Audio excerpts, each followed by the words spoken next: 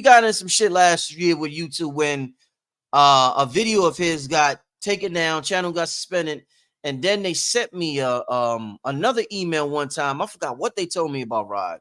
They didn't suspend the channel, but they said some weird shit about what Rod said. And I'm like, what the hell did he say? He barely said anything. So you know, when me and Rod get together, weird stuff starts happening. So to be on the safe side, sometimes we just do the things on Patreon, or you know, and that's more for the people who take this shit really, really serious. So you know, in the Patreon, it's I think it's like $5. So the Rod's so it's not nothing that's way out there. You know what I'm saying? So if you're interested, make sure you tap into that. It is definitely, and shout out to everybody who's already a member. But let's get to a couple of questions. Okay. I don't know. Okay, Rod, they want to know the series Bridgerton on Netflix. Your grandma be fucked up, y'all. She's saying, I think she's saying, is it telling some truth on the nobility? I haven't seen. I don't watch much TV. The only thing I really watch on TV is wrestling. So if somebody don't tell me, hey, go check this out, because there might be some information here, I don't go looking at that stuff. Right. Okay. Now, so I haven't seen that particular series, but I'll investigate a little bit. So next time we come on, if she asks, I'll be able to tell her something. Right. Let's somebody said put his Cash App up again. Let me see. I gotta scroll up. Hold up. Give me a second, y'all. Y'all really could just rewind it. Y'all be on some lazy shit, but I'm gonna do it because I'm gonna look out for Rob. But y'all really be on some lazy shit. But I'm what they do, they can just rewind it, but I'm put it back up. All right. How to get on Patreon? You just go to patreon.com/blackmagic363. It's spelled the same, and I'll put the link later in, but before we do the show, I'll put the link. Let's get to okay. Rod, they want to know, where did they get the knowledge of this Babylonian magic? Why was it so effective? Where did they get this knowledge from, Rod? It's a guy in the Anunnaki pantheon named Ninursin. He wrote it as a military protocol of conquest. Ninursin, his father is Enlil. Mm-hmm. And so when he wrote it, the so-called captivity of the Jews in Babylon, they left with it in the Talmud and the Mishnah and a couple of other books, the Holy Sephra, and they used what's called the Sephra tree as a method to exercise the magic, to use the magic. So when you start learning what they're doing, you end up by default climbing the tree, right? It's also known in some schools of thought as a tree of life, but we only see it in its one-dimensional form. And to really understand it, you have to use your holographic mind and see it three-dimensional. Then it changes all of the perception that you picking up from the symbolism that they putting down. Mm-hmm. But Ninursin wrote it as a war protocol. Rod, man, how many children did Enlil have? You talking about Alexander was his son? Thousands. Yeah. Oh, he was getting busy like that. Yeah, him and Inky got whole tribes in Africa right now. Like, for instance, go look at the Dinka, how big they is. Yeah. Right. That was his family from one wife. And then you got the Zulu, that's his family from a whole different wife. So it right. So yeah, so they call him if you read the Secret Doctrine, the ISIS paper, the ISIS Unveiled by Madame Blavatsky, Inky is referred to in there as Old Man Africa because his territory was modern day, what we call Africa today, and what we call India, right? Mm-hmm. The children he had with his wife in India, those are the Dravidians, right? Mm-hmm. Then you got other tribes that's tall and lanky, like the Watusi, that's from a whole different wife, right? And then they come down in family lines. Hey, Hey Rod, you know what I want to ask you too? Is there anything going on with the damn sharks in the water? There's so many shark attacks happening in Florida and in different states. They Anything you agitated. about? All Why? of the marine life is agitated because the water is heating up. The water Oh, is heating up because the planet is heating up. okay. Right. So if the sharks get more aggressive, the hotter the water is. It's the same with people. In the summertime is when we do most of the dirt. We don't do that much dirt in the winter as we do in the summer. Right. We can't wait for summer to come so we can go out and fist fight and get drunk and act a fool all out in public all times of day and night. That's the nature of most of the animals is they get more active in the heat. Yeah. Then makes you more active and the cold slows you down. So with the UV rays that's coming in from all of these repeat solar flares, and then the earth is responding with the Schumann resonance, responding to the solar flares, heating it up from the inside, from the core. So now you're getting inner heat and external heat. And in the water temperatures, it might seem like 1 degrees is not that much, but if you live as a fish in the water, 1 degrees is a big difference. It's like 20 degrees to a human. Right. So they begin to respond different as the water heat up. And now you about to see all kind of strange animals coming because you're starting to see mythical creatures reemerge because we moving into the 5th dimension. Now, Right. you know, no, go ahead, brother. Go ahead. Right. So this the age of Aquarius where all things must be made known. That's mean all of their deceptions of the past had to be exposed to the public to break the hold on the minds of the masses. Yo, so Rod, so I did a show with Blue and Red and Blue Pill. I think it was last week or something like that. And remember when we had the panel with you and Billy and Sharif and B-Dell, I had to record. I would have had it, but I don't know where I put it. I don't know where I put it, y'all. But remember I had to record and I was doing it. Yeah. I was speaking to it in reverse, playing in reverse. So I did it with Blue and Red, and I said Yahweh. And it sounded like when I played it in, when I said Yahweh, I said Yahweh. And when I played in reverse, it almost sounded like it said Hawaii. It was like Hawaii. So I'm like, yeah, in my mind, I said, I gotta ask Rod, because Rod, you deal a lot with the whole Yahweh and Lil. Is there any connection with Hawaii that we should know about and in Lil or Inky or the Anunaki or anything like that? That it will be the reason why Yahweh backwards sounds like Hawaii? I'm not sure of a direct connection outside anything that would be normal, but we do know that when they came on the incursion over here, they also attacked Hawaii. Hawaii has never been ratified as a state. Most of us don't know that. They took that. That's in they took book. They straight up took that.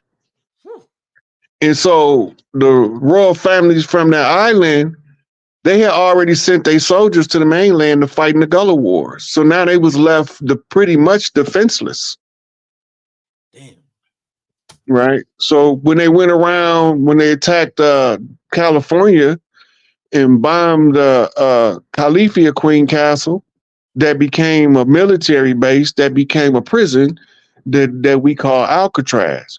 That's the same time they made their incursions into Hawaii. Now they then turned their beastie hordes loose on the islands that was sending support to the mainland in order to shut down, because they was being overrun by a varying different phenotypes. You had dark-skinned, straight-haired people that was dang near chocolate bar colored, dark with straight hair. And you had people coming with curly locks. You had people coming with dreadlocks. They're like, where is all these coming from? Right. So when they went around, I think it was DeSoto, went around South America, but I could look it up and I could tell you exactly who it was. But he went around South America looking for a way to attack from the rear. But they don't tell it in history as that. Right? In history, they say that they was looking for an alternate trade route. but it was a war effort the whole time. Everything they doing is an act of war. None of this stuff is socially normal to a non-warring people. We in a police state. They changed our cities from concentric circles. Half of them, like half of New Orleans is in St. Bernard's Parish, is in the Gulf of Mexico from bombings. Right? Half of Chicago was in Lake Michigan from bombings. Chicago used to be a big concentric circle city when it was ancient, but under the modern, you can't hardly tell unless you know that half of it is under Lake Michigan. Well, not half of, but a sizable portion of it.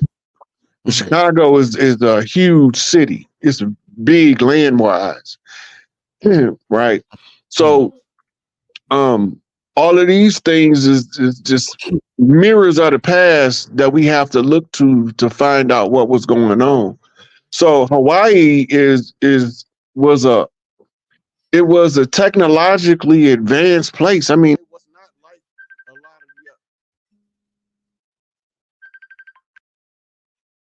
it was not like a lot of the other places. It's probably gonna mess me up. Somebody just tried to call in. I hear you, Rod. Can you hear me? Yeah. Can you hear me? I can barely hear you. Yeah, I can hear you now. You good? You hear me? Yeah, that was my daughter calling. Yeah, okay. I got you. You clear now. Okay, so Hawaii was annexed. That doesn't mean they took it. They never ratified Hawaii. They never signed treaties to claim Hawaii. They just took it. Damn. And they used it was a sugar farmer that became a pineapple farmer that was the smiley face that they used as the front man to make their incursion into Hawaii. Ah. Damn. Wow. Yeah, a lot of history being told tonight, y'all. A lot of history. Y'all make sure you support that brother Rod. A lot of history being told tonight in an hour and 30 minutes. Let me see, because we're about to wrap it up. Let me see what y'all talking about in the chat. All right, let's ask this, because let me get to somebody. All right, hold up. Well, somebody made a good point. You made a comment about the Africans earlier. Somebody said, didn't Kwame and Nkrumah come to the U.S. and was mistreated like a so-called Negro? I think you said something earlier about the Africans and the Muhammad Ali and Dan Calloway posts, and they like, nigga, what Kwame and Nkrumah was treated like a Negro. Look who his friends was over here. Malcolm X. Woo. Stokely Carmichael. Yeah. Yeah, they go look what he was doing over there before he came over here. And they don't want anybody. Maurice Bishop is from Barbados. He came over here. We loved him. But the CIA said he gonna wake these Negroes up and sent the hit squad at him. Damn. Right? Patrice Lumumba was reaching out to us over here because this is part of the confraternity, because this is how we found out. All this is happening as a result of, we have to find out if these are people. Okay. So Malcolm went over there, found out he from over here. You know, he ain't the only one. Stokely Carmichael changed his name to Kwame Ture and moved to Ghana. Right? So they don't want progressive thinking people that would interfere with their oppression on either side of the water. Right? Kwame Nkrumah is a special individual in the struggle for planetary liberation. Right? He's not the only one. They always tell us about Mandela, but they don't know about Stephen Biko. They don't want to talk about Biko. Right? We don't want to talk about, they don't want to teach us about Patrice Lumumba and to transcribe his French lectures into English and we read them to our children. right? They blew Walter Rodney up in the car. These all Africans I'm talking about. Jomo Kenyatta sold out the Mau Mau to the English. And the reason that he did it is because they promised to give him military support to put him in power. That the general of the Mau Mau was standing right next to him. You see him with the dreadlocks. I can't remember his name because he got one of them funny African names that I can make it hard for me to remember him. But all of those types of individuals, if Gandhi would have came over here, they'd have treated him like a so-called Negro. He didn't come over here. But he was in Africa getting treated like a Negro. That's what made him go back to India. He said, if I'm going to be treated like a Negro, I might as well go home and fight. Right? Anybody that could influence us is not treated the same as people who refuse to give us information. The ones that they suck up to is the ones with the superiority complex. Them the ones that they give them up, they treat them just like royalty when they come over here. They be all up in the White House. We don't see them though. They don't show them to us on the news. They be up there. They be in the White House, be in the Senate and the Congress. They be talking to senators and congressmen on the Senate floor, and they never show us that stuff. People from Africa that don't got nothing to do with us, don't care about us. They only worried about their interest in Africa and how to hold on to power where they at. It's a difference. A freedom fighter is a freedom fighter wherever you drop him at. If you drop a freedom fighter that you caught in America, in India, he gonna fight for freedom in India.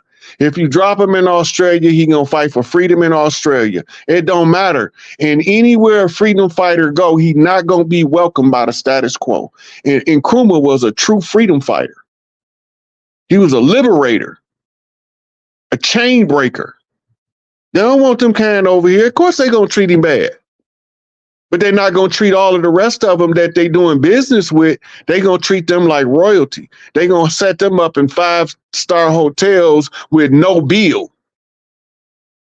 And they can drink all of the fancy $5,000 bottles of champagne they want to, eat all of the caviar they want to, and they looking down at us like we the trash.